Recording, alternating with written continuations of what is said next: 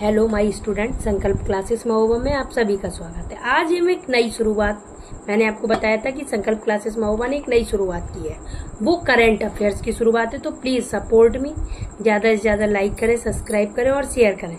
So please आज का session हम स्टार्ट करने वाले हैं। आज है 14 जून। ओके, आज 14 जून है। तो आज हम लोग 14 जून के पहले कौन सा डे निकल के गया है? 13 जून। तो अभी हम आपको अगर रिवाइज कराना चाहें तो 11 जून को हमने क्या बनाया था? अंतर्राष्ट्रीय खेल दिवस सेलिब्रेट करके आए हम लोग। अभी हम लोग क्या सेलिब्रेट किया? अंतर्राष्ट्रीय खेल दिवस। ओके, 12 जून को हमने क्या मनाया? 12 जून को हम लोगों ने क्या सेलिब्रेट किया? कोई बताएगा? Please tell me. हम लोगों ने विश्व बाल श्रम निषेध दिवस सेलिब्रेट किया। विश्व बाल श्रम निषेध दिवस सेलिब्रेट किया।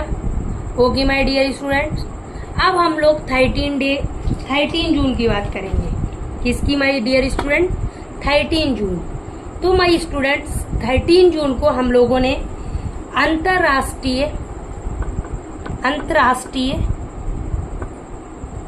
एल्बिनिज्म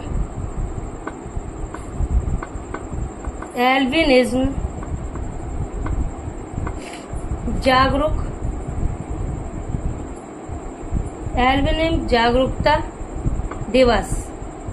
ये एल्बिनिज्म क्या होता है? एल्बिनिज्म माय स्टूडेंट्स, ये त्वचा संबंधी विकार है। ये त्वचा संबंधी विकार है। ओके माय स्टूडेंट्स, एल्बिनिज्म क्या है? ये एक त्वचा संबंधी विकार है। ओके, अब देखिए ये नेक्स्ट क्वेश्चन।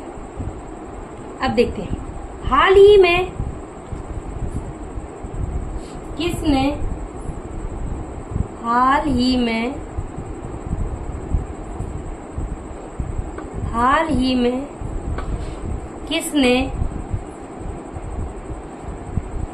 शैक्षणिक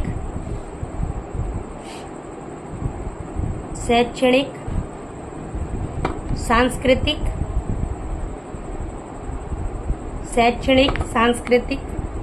सामाजिक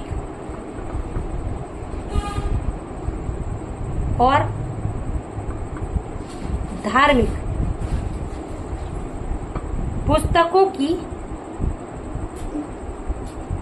पुस्तकों की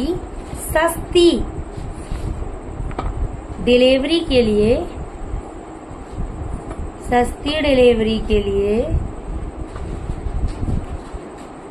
समर्पित डाक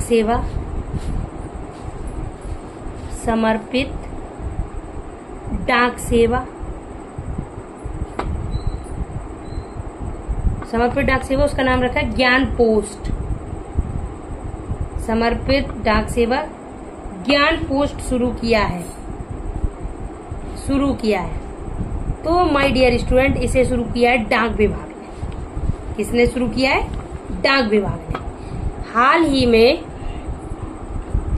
हाल ही में किसने शैक्षणिक, सांस्कृतिक, सामाजिक और धार्मिक पुस्तकों की सस्ती डिलीवरी के लिए समर्पित डाक सेवा ज्ञान पोस्ट किसने शुरू किया है? माय डियर स्टूडेंट, ये शुरुआत की है डाक विभाग ने। ओके, अब आप देखें, अगर आपको कहीं भी कोई डाउट हो तो प्लीज आप कमेंट करके मुझसे पूछ सकते हैं, लेकिन प्लीज सपोर्ट मी। ओके, अब नेक्स्ट क्वेश्चन हम देखेंगे। जो इंद्रावती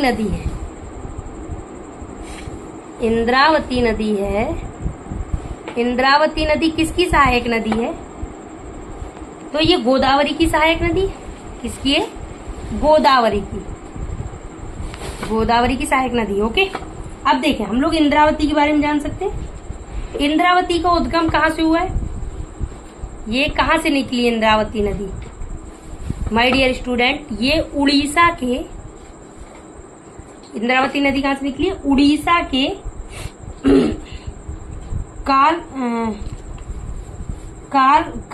कालाहांडी जिले से। उड़ीसा के कहाँ से निकली? कालाहांडी जिले से। ओके, कालाहांडी जिले से निकली है। अब ये जो है, इसी को हम लोग क्या कहते हैं? इसी नदी को हम लोग कहते हैं, इसे बस्तर का ऑक्सीजन भी कहते हैं। इंद्रावती नदी को क्या कहते हैं? इसी नदी को बोलते हैं बस्तर का ऑक्सीजन। इसे बस्तर का ऑक्सीजन भी कहते हैं। इंद्रावती नदी को ही क्या बोलते हैं माय स्टूडेंट्स? बस्तर का ऑक्सीजन कहते हैं।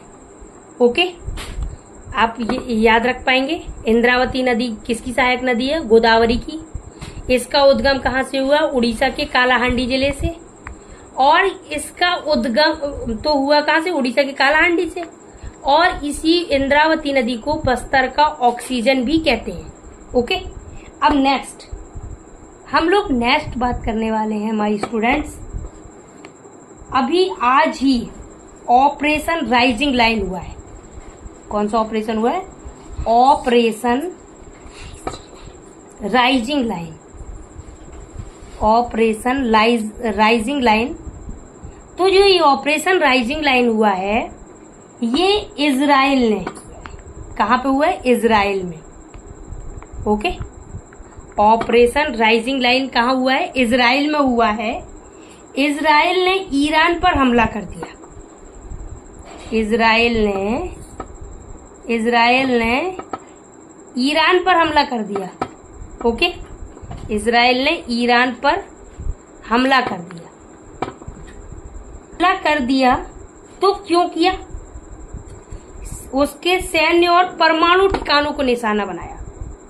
उसके सैन्य व परमाणु ठिकानों को निशाना बनाया गया। ओके, क्या किया गया है? सैन्य और परमाणु ठिकानों को निशाना बनाया गया है। अब देखें, तो जो वहां के प्रधानमंत्री हैं, तो प्रधानमंत्री जी क्या कह रहे हैं? प्रधानमंत्री कौन है? वो इज प्राइम मिनिस्टर बेंजामिन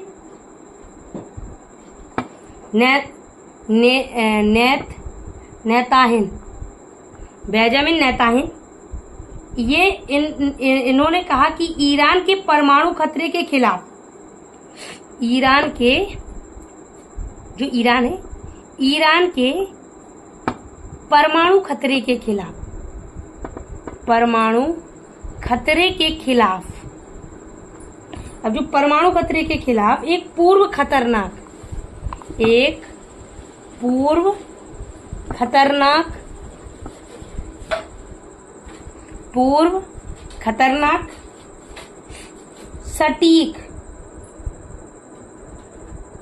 सटीक और समन्वित आक्रमण कहा उन्होंने। क्या कहा इसे? एक सटीक और समन्वित आक्रमण कहा। ओके, अब देखें, अब हम लोग नेक्स्ट बात करने वाले हैं जिससे हम सभी दुखी हैं, जो हाल ही में विमान क्रैश हो गया था, उसी का क्वेश्चन है कि हाल ही में विजय रूपाणी जी पूर्व सीएम थे गुजरात के। विजय रूपाणी का एयर इंडिया की फ्लाइट दुर्घटना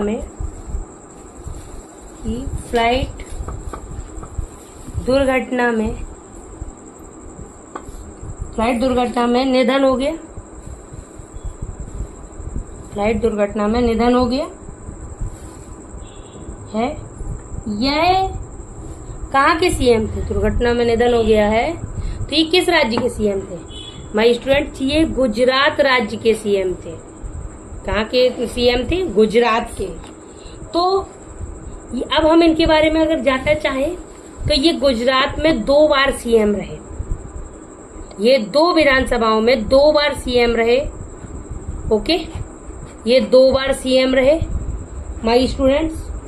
और ये 16वें मुख्यमंत्री थे। ये गुजरात के विजय रूपाणी जी 16वें मुख्यमंत्री थे। ओके, आप ये याद रख पाएंगे। और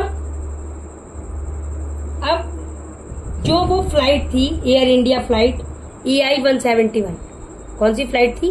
AI-171। वो फ्लाइट अहमदाबाद में क्रैश हुई। कहाँ पे क्रैश हुई? अहमदाबाद में। ओके, अहमदाबाद में क्रैश हुई, अहमदाबाद में क्रैश हो गई और उसमें 242 पैसेंजर्स थे। कितने पैसेंजर्स थे? 242 पैसेंजर्स थे, जिनमें 241 की डेथ हो गई। एक बहुत ही भाग्यशाली व्यक्ति था जो बच गया। ओके, अब ये फ्लाइट, और जैसे ही फ्लाइट, अब देखिए हम फ्लाइट के बारे में थोड़ा सा डिटेल स्टडी करना चाहते हैं, सो प्लीज बी कंसंट्रेट। जो फ्लाइट, जैसे ही फ्लाइट उड़ती है तो फ्लाइट के उड़ते से ही, फ्लाइट के उड़ते से ही मैकडे कॉल होती है। मेडे कॉल होती, क्या होती? जैसे ही फ्लाइट उड़ती तो एक कॉल स्टार्ट हो जाती, मेडे कॉल कर दिया था। अब वो फ्लाइट जब मेडे कॉल कर दिया था, फिर भी फ्लाइट क्या हो गई? क्रैश हो गई। मेडे कॉल करने के बाद भी फ्लाइट क्या हो गई? क्रैश कर गई। ओके माय स्टूडेंट्स, अब जो मेडे कॉल होती ये क्या होती? माय स्टूडेंट्स, ये जो मेडे कॉल होती, ये मेडे कॉल एक इमरजेंसी कॉल है। मेडे कॉल को क्या बोल सकते? Emergency call. मेडे कॉल कौन सी कॉल है? ये एक इमरजेंसी कॉल है। ओके, जो ये हवाई जहाज और समुद्र में ये जो मेडे कॉल लगाई जाती, ये हवाई जहाज समुद्री यात्राओं, समुद्री यात्राओं में जब इमरजेंसी की स्थिति हो, चाहे हवाई जहाज हो चाहे समुद्री यात्राएं हो, जब उनमें इमरजेंसी फील होती तो जो पायलट होते वो मेडे कॉल यूज करते हैं। ओके, तो उनने मेडे कॉल भी यूज किया, मतलब उन्होंने बताया जो पायलट थे, जहां पे भी जो स्टेशन होते जो उसे मॉनिटाइज मतलब पूरा कंट्रोल करते, उन्हें कॉल किया, मेडे कॉल करके बताया कि जो फ्लाइट है ये इसमें इमरजेंसी आ गई। लेकिन कॉल के बाद भी क्या हो गया? ये फ्लाइट जो थी वो क्रैश कर गई। ओके, तो उसमें क्या होता? मेडे कॉल के बाद भी एक इम्पोर्टेंट चीज टूल होता, ब्लैक बॉक्स। अब देखें, जो जैसा दिखता है वैसा होता नहीं, इसका नाम क्या है? Black box. लेकिन इसका कलर ब्लैक नहीं होता, इसका कलर होता है my dear student orange. Okay, black box का कलर कैसा होता है? ऑरेंज। अब ये स्पेशल इलेक्ट्रॉनिक डिवाइस है। ब्लैक बॉक्स क्या होता है? ये एक स्पेशल इलेक्ट्रॉनिक डिवाइस है।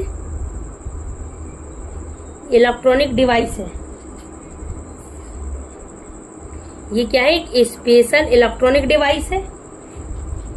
अब ये एरोप्लेन का तकनीक, जो एरोप्लेन होता है ना, ये एयरप्लेन जो होते हैं उसके एयरप्लेन का तकनीक, उसकी तकनीक, डाटा, जो उसका डाटा होगा और पायलट्स के बीच जो बात हुई होगी, पायलट्स के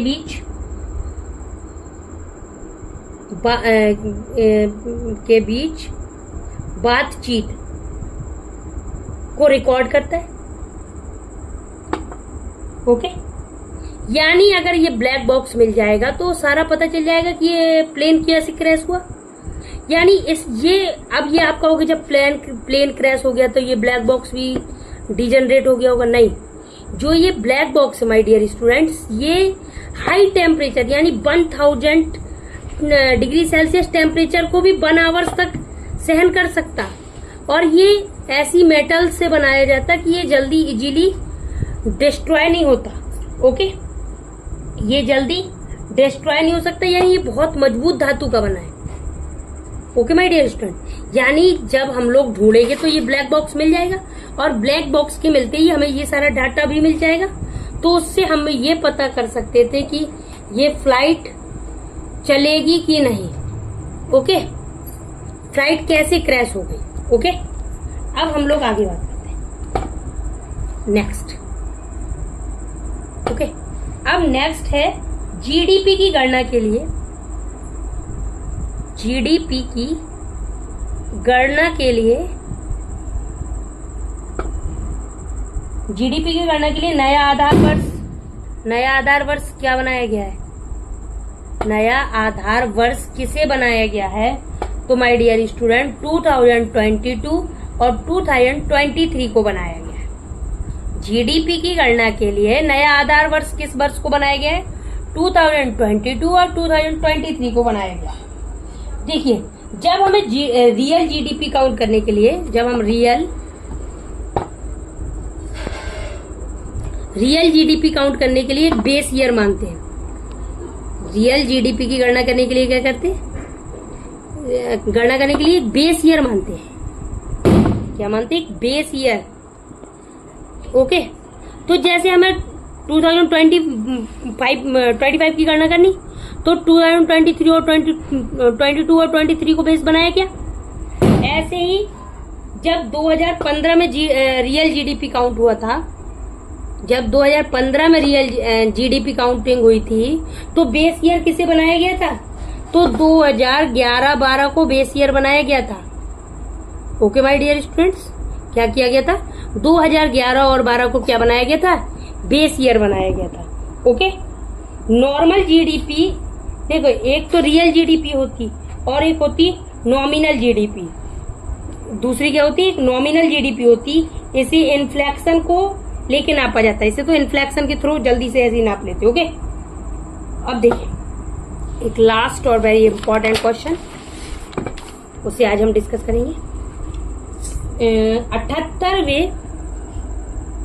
78वें लोकार्नो फिल्म महोत्सव, 78वें लोकार्नो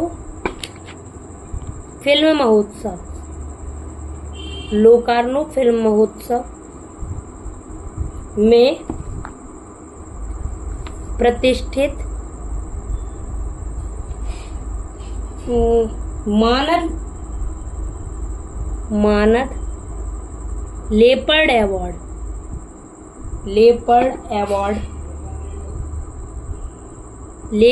अवार्ड किसे मिला? ये मिला अलेक्जेंडर पेन को। किसे मिला? अलेक्जेंडर पेन को। तो आपको ये जानना भी जरूरी है कि ये अलेक्जेंडर पेन थे कौन। माय डियर स्टूडेंट, ये अलेक्जेंडर पेन ये अमेरिकी फिल्म मेकर है। ये कौन है? ये अमेरिकी फिल्म मेकर है।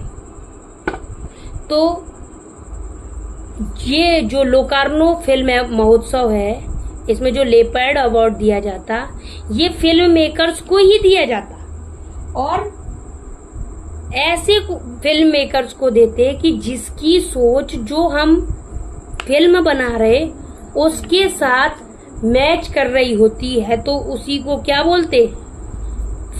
मतलब उसी को देते हम लोग ये अवार्ड। तो इस बार का अवार्ड किसे मिला है? अलेक्जेंडर पेन को। और ये कहाँ के रहने वाले हैं? ये अमेरिकी फिल्म मेकर हैं। ये कुछ 14 जून के करंट अफेयर्स के क्वेश्चन थे। यदि आपको अच्छे लगे हों, यूजफुल लगे हों, तो ज़्यादा से ज़्यादा लाइक करें, सब्सक्राइब करें, शेयर करें। Thank you for watching me.